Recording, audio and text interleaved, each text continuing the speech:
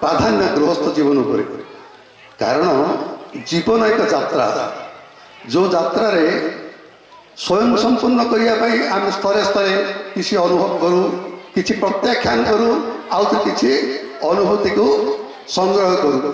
प्रवाचक माने कहते तुम्हें कौन आनी खाली हाथ आसो खाली हाथ जीव सतरे कथाटा सेमती नहीं आम खाली हाथ आसुन आम किसी संस्कार नहीं आसुले आउ किसी संस्कार नहीं जीवा से आमर प्रचेषा तेणु आम जीवन को मधुमय करने आमको किसी हम तुमको किसी करनी अर्थ आमको सब हम आम नकले गीता भी से कथा कह निजर आत्मा को उपलब्धि केमती हम आम जदि किसी न करवा कर्म न करे अनुभव आस कहीं गुरु करवा ना जो कहले सा अनंत शास्त्रं बहुवेदितव्यं स्वस्थ आयु बहवश्च विघ्न जत सारभूतं तदुपासनं हंस तथा क्षीरमिवं मध्य।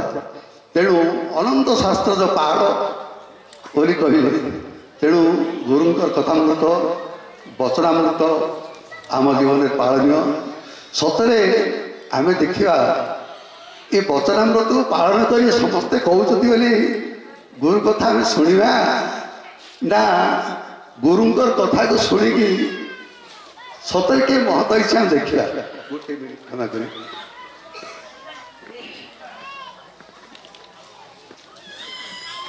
ए प्रसंग रे आम आखि आगे अच्छा ठाकुर को भल पाई निजर क्षेत्र अहम को विसर्जन करदे सतरे किए फलवती होती से महान आदर्श आमर विभिन्न आश्रम मान प्रतिष्ठाता स्वामी त्रिगुणानंद सरस्वती स्वामीजी जीवन कल संक्षिप्त भितर आलोचना कर सी त्रैलोक्य सुंदर भाव जी जन्म होते मु तो त्रिगुणानंद संक्षिप्त जीवनी जिते पढ़ी महाराज कृपारू मत लगिला त्रैलोक्यनाथ बोली त्रिगुणानंद है किंतु तांकर जीवन शैली तांकर कर्म तांकर भावना तांकर प्रेरणा मत लगुला सी त्रिगुण आनंद नुहति सी हेले त्रिगुण विषय पेदा नैस्त्र गुण्य उपार्जन सी प्रकृत में से त्रिगुण भितर नथिले से नैस्त्र गुण्य बा गुणातीत तेणु गुणातीत बोली एत सब प्रतिष्ठा करें आ मन है जन्म मृत्यु जराव्याधि कथार अच्छी जन्म मृत्यु जराव्याधि जंत्रणा अपार लभंती ए मध्यधामे नर बारंबार विवेकी पुरुष तेणु तेजी भोग राशि अमृत संहार हुए एकांत प्रयासी आमर महाराज जमी अमृत प्रयास पिलादिन घर छाड़ी सन्यास व्रत सब ग्रहण कर त्रिगुणानंद सरस्वती महाराज सी त्रैलोक्यनाथ त्रिगुणानंद होते बहु श्रम बहु साधना आउ ठाकुर को से प्रत्यक्ष कर देखी ना आम जमी विग्रह देखुचे तांकर आदर्श तांकर बाणी को सी निजर करी निजर जीवन गठन करते गोटे कथा अच्छी निजक जे निरंतर शिष्य रूपे गणे निजक जे निरंतर शिष्य रूपे गणे जानी था योग्यतम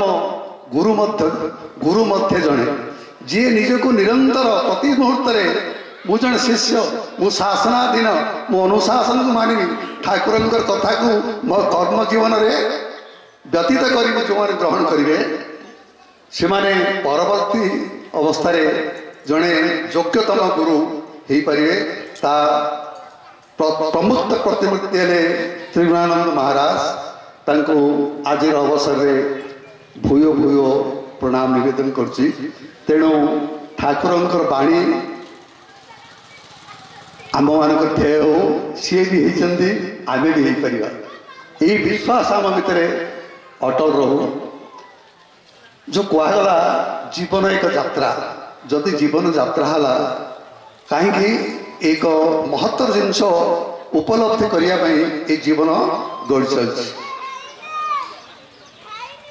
बहुना जन्मनामंते ज्ञानवान प्रबद्धंते बोली कहला बहु जन्मर संस्कार फल आम भर जो ज्ञान उदय हम तापर आम मुक्तिर आस्वादन करता ये जीवन यात्रा भितर आमर चारोटी प्रतिबंधक अच्छे।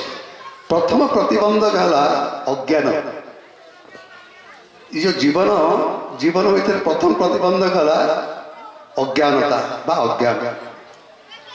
द्वितीय प्रतिबंधक है अन्याय। आम बेले बेले बाध्य बेले बेले निरुपाय बेले बेले परिस्थिति दृष्टि अन्याय को सौचे आमको ऊपर को उठा सुजोग दौनी जीवन ये गोटे हिंड्रेन्स बा प्रतिबंधक। तृतीय प्रतिबंधक है गोटे है अज्ञान द्वितीय है अन्याय तृतीय है अभाव।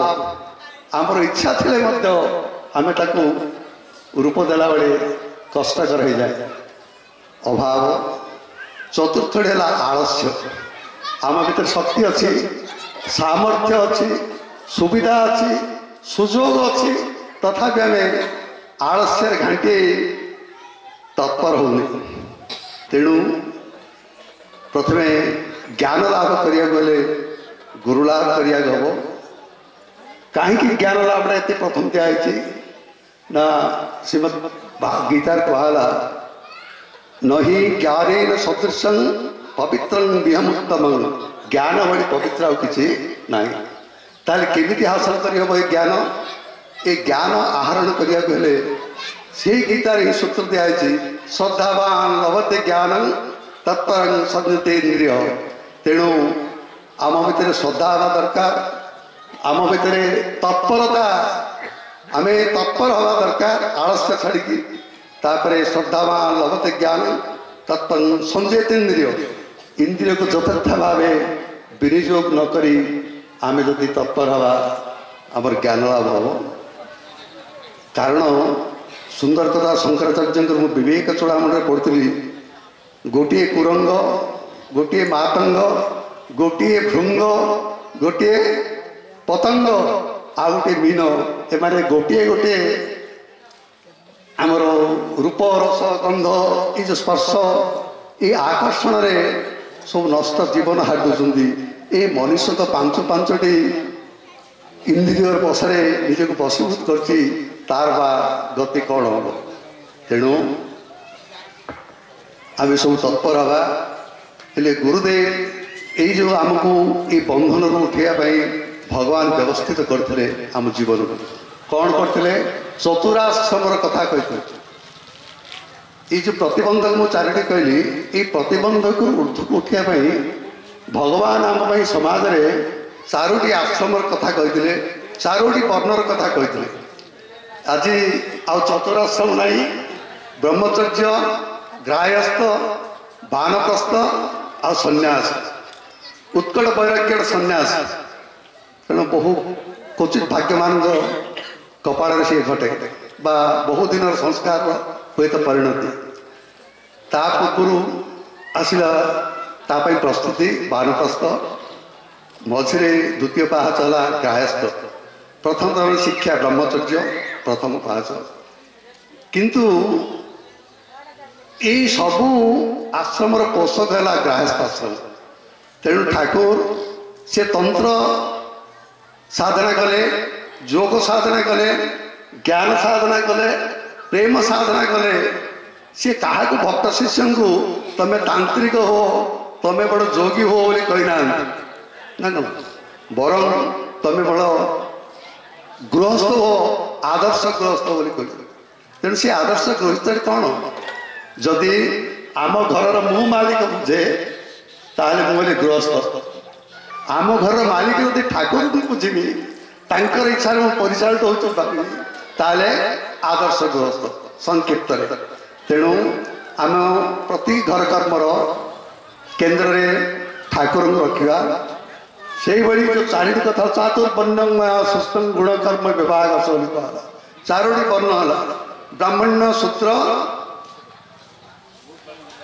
ବୈଶ୍ୟ ଆଉ ବ୍ରାହ୍ମଣ କ୍ଷତ୍ରିୟ ବୈଶ୍ୟ ଆଉ ଶୂଦ୍ର ଯେମିତି ଚତୁରାଶ୍ରମ ହେଲା। ଦେଖନ୍ତୁ କାହିଁକି ନା ବ୍ରାହ୍ମଣ କ'ଣ କରେ? ବ୍ରାହ୍ମଣ ଅର୍ଥ ଯେ ଜ୍ଞାନ ବାଣ୍ଟେ, ଯେ ଜ୍ଞାନକୁ ରକ୍ଷା କରେ, ଯେ ସତ୍ବସ୍ତୁ ସହ ପରିଚିତ ଜଗତକୁ ଜ୍ଞାନ ଆଲୋକରେ ଉଦ୍ଭାସିତ କରିବାକୁ ଚାହେଁ, ସେ ବ୍ରାହ୍ମଣ। କବିତା ପଢ଼ିଗଲେ ଖାଲି ବ୍ରାହ୍ମଣ ନାହିଁ, ଯିଏ ଅନ୍ୟକୁ ଆତ୍ମଜ୍ଞାନ ଦେବାରେ ସକ୍ଷମ ବା ପ୍ରେରଣା ଦିଏ, ସେ ହେଲା ବ୍ରାହ୍ମଣ। ସିଏ କ'ଣ କରିବ? ଅଜ୍ଞାନତା ନାଶ କରିବ। ଯେଉଁ ପ୍ରତିବନ୍ଧକ, ଦ୍ୱିତୀୟ ପ୍ରତିବନ୍ଧକ କହୁଥିଲି ଅନ୍ୟାୟ। ଅନ୍ୟାୟକୁ କିଏ ଇଏ କରିବ? ସିଏ ହେଲେ କ୍ଷତ୍ରିୟ। ବାହୁବଳରେ ଶକ୍ତି ବଳରେ ନା କ'ଣ ଅନ୍ୟାୟର ପ୍ରତିରୋଧ କରିବ, ସିଏ ହେଲା କ୍ଷତ୍ରିୟ। ତୃତୀୟଟି ହେଲା ବୈଶ୍ୟ। ବୈଶ୍ୟ କ'ଣ କରିବ? ନା ସମାଜର ଜଣେ ହେଲା ଜ୍ଞାନ ଶିକ୍ଷକ, ଦ୍ୱିତୀୟଟି ହେଲା ରକ୍ଷକ। କିଏ? ପ୍ରଥମ ହେଲେ ଶିକ୍ଷକ ଯେ ଜ୍ଞାନ ଦେଉଛି, ବ୍ରାହ୍ମଣ। ଦ୍ୱିତୀୟ ହେଲେ ରକ୍ଷକ, ସେ ହେଲେ କ୍ଷତ୍ରିୟ। ତୃତୀୟ ହେଲା ପୋଷକ, ବାଣିଜ୍ୟ ବ୍ୟବସାୟ କରି ଆଦି ଧରାର୍ଜନ କରିବ, ନହେଲେ ସଂସାର ଚଳିବ। ସମ୍ମିଳନୀକି ଆସିବ କେମିତି? ଠାକୁରଙ୍କୁ ପ୍ରଣାଳୀ ଦେବ କେମିତି? ଧୂପକାଠି ଜାଳିବା କେମିତି? ତେଣୁ ପଇସାର ଆବଶ୍ୟକ ନା କ'ଣ? ତେଣୁ ସିଏ ହେଲେ ରକ୍ଷକ, ଶିକ୍ଷକ, ରକ୍ଷକ। ତୃତୀୟ ହେଲେ ପୋଷକ। ଚତୁର୍ଥ ହେଲେ ଶୂଦ୍ର ଅର୍ଥ ସେବକ। ତେଣୁ ସେ ସେବା କରିବ, କର୍ମ କରିବ, ଏ ସଂସାର ଯେତେ ଯେ ଆଳସ୍ୟତାକୁ ବିରୋଧ କରିବ। ସତରେ ଏସବୁ କ'ଣ ଭିନ୍ନ ଭିନ୍ନ? ଏ ବ୍ରାହ୍ମଣ, କ୍ଷତ୍ରିୟ, ଶୂଦ୍ର